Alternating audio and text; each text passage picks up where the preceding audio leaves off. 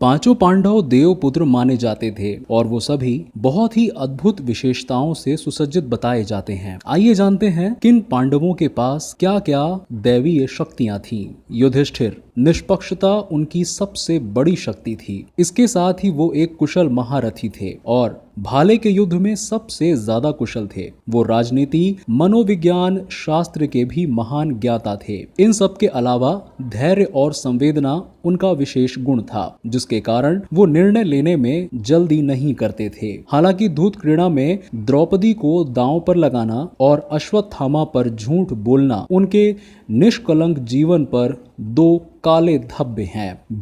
भीम शास्त्रों को उलट पुलट करने की जगह सहज बुद्धि से निर्णय लेते थे। अपार शक्ति के स्वामी थे। शक्तिमान अधिकांश विनम्र होता है, सो भीम भी थे। गलत को खुले में गलत कहने की शक्ति भी भीम में ही थी। दूत सभा में युधिष्ठिर तक को फटकारने में नहीं झिझके। द्रौपदी को भी सबसे ज्यादा प्रेम भीम से ही था। भले ही स्वयंवर में वो अर्जुन की पत्नी बनी थी, पत्नी के लिए मर्यादा की परवाह किए बिना कहीं भी भिड़ जाने वाला भीम ही था। चाहे कीचक वध हो या दुशासन की छाती फाड़ने की चेतावनी देना, भीम के अंदर ही वो आत्मबल था जिसको किताबी मर्यादाएं नहीं बांध सकी। अर्जुन सर्वश्रेष्ठ धनुर्धारी। कर्ण को श्रेष्ठ मानने वाले विचार करें कि विराट युद्ध में अकेले अर्जुन ने सबको हराया था, कर्ण सहित। बाकी अर्जुन में एक बेफिक्री थी अपनी क्षमता को लेकर। वहीं कर्ण हमेशा असुरक्षित महसूस करता था। यूं तो वो भी महान धनुर्धर था, पर अर्जुन से 19 ही था। इसके अलावा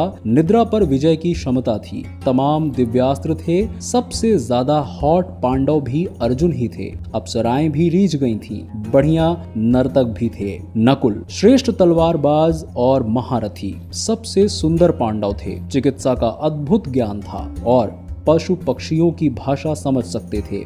बहुत विशिष्ट घुड़सवार और घोड़ों की देख रेख व नस्ल सुधार की बेजोड़ जानकारी। सहदेव ज्योतिष और पूर्वाभास का ज्ञान था, पर श्रापवश अपने पूर्वाभासों को किसी को बता नहीं सकते थे। सहदेव के बारे में लोग अक्सर सोचते हैं कि वो युद्ध कला में कम निपुण होंगे, पर वो एक शक्तिशाली महारथी थे और शकुनी का वध सहदेव के हाथों